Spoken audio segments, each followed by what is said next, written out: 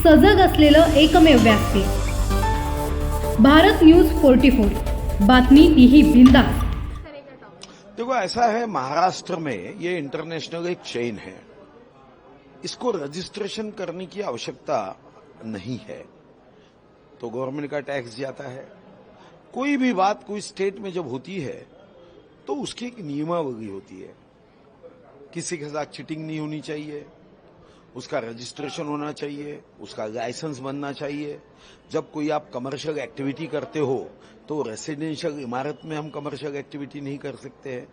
उसका टैक्स, उसका GST number, ये सभी बातें होनी चाहिए।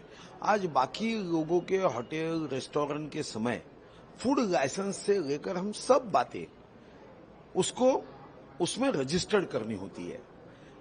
ओयो में ये बातें रजिस्ट्रेशन करने के लिए अभी कोई बंधन नहीं है। ऐसा जब मुझे बताया गया तो हमने सभागृह में सरकार से आग्रह किया कि इसको चेक किया जाए, ये सभी बातों पे ध्यान दिया जाए। रजिस्ट्रेशन से लेके बाकी सारी बातें जो है वो ओयो के बारे में, टैक्स भरते नहीं भरते, कमर्शियल है रेसिडेंशियल है, सभी बातें, इसके लिए नियमावली बननी चाहिए।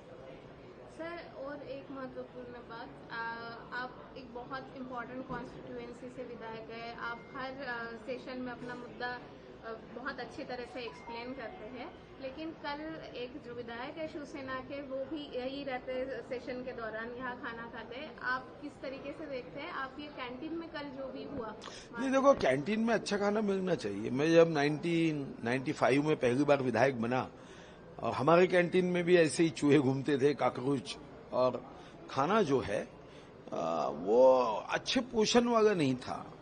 तो मैं तो हमारे उस समय के बहुत अच्छे व्यक्ति और तात्कालिक मुख्यमंत्री मनोहर जोशी जी को मैं विधान भवन से सीधा कैंटीन लेके गया था। तो मैं समझता हूं कि विधायकों के इसकी रक्षा करना, ये माननीय अध्यक्ष जी ने ध्यान देना चाहिए। कैंटीन अच्छे हो, वहां की व्यवस्थाएं अच्छी हो, फूड क्वालिटी अच्छी हो। और मैं तो सोचता हूं वहीं क्यों, महाराष्ट्र में जहां गरीब भी खाता है वो रेस्टोरेंट हम अन्न औषध प्रशासन विभाग पे जिम्मेदारी देते हैं। तो उन्होंने भी चेक करके सबको एक सात्विक और शुद्ध अच्छा अन्न मिले, इसकी व्यवस्था करनी चाहिए। आपने जो प्रॉब्लम फेस किया, आप तब मनोहर जोशी जी के पास गए, लेकिन कल जो प्रॉब्लम आया उसके बाद मार पिटाई हुई, उसकी चर्चा पूरे देश में शुरू है। क्या ये मार पिटाई इज द ओनली सोल्यूशन? देखो, मार पिटाई ये कोई भी चीज का तो सोल्यूशन है ही नहीं। और जिस देश को हम राष्ट्रपिता महात्मा गांधी जी को मानते हैं, उस देश में तो ऐसी मारपीट ये तो नहीं हो सकता। मगर जो मुझे बताया गया कि उन्होंने कई बार कहने के बाद भी वो कैंटीन वाले सुधर नहीं रहे थे, तो उन्होंने अपना आपा खो दी। ये कैंटीन वालों को जो प्रोजेक्ट है वो हिंदी भाषियों को दिया जा रहा है, मराठियों को नहीं दिया जा रहा है, ऐसे भी कंट्रोवर्सी जा रही है। ये मुझे पता नहीं, मगर अभी तो कैंटीन लेते समय भाषा के आधार पे मेरे ख्याल से उसका जो टेंडर निकलता है, इसमें कोई कंडीशन नहीं रहती।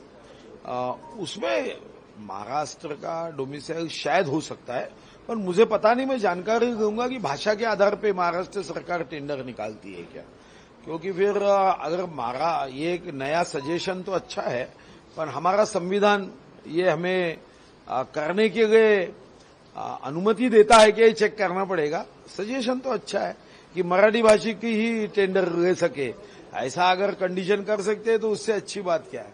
मगर इसके साथ में हमें ये भी तो देखना है कि महाराष्ट्र की विधानसभा में 9 ऐसे विधायक हैं जिन्होंने अंग्रेजी भाषा में हमें कार्यक्रम पत्रिका मांगी, मैंने वो भी मुद्दा उठाया। तो ये भी तो सोचना चाहिए। हाँ सर, एक मेरा आखिरी सवाल इसी बात को लेके था कि आप काफी ज्वलंत मुद्दे उठाते हैं। अब हमारा सेशन जो है, ये रेनी सेशन, ये एक लास्ट स्टेप पर है। आगे वाले दिनों में आने वक्त आप कौन सा और मुद्दा उठाएं? मुद्दे से ज्यादा जनता की आवाज बनकर काम करने की जिम्मेदारी मुझ पे है, क्योंकि जनता के करों से हम जो पैसा लेते हैं वही हमको टीएडीए के रूप में मिलता है। तो हम सेवक के रूप में जो समस्याएं है, संसदीय आयुधों का उपयोग करके वो समस्याएं उसका समाधान हो, इस दृष्टिकोण से हम सभागृह में उसको उठाते हैं।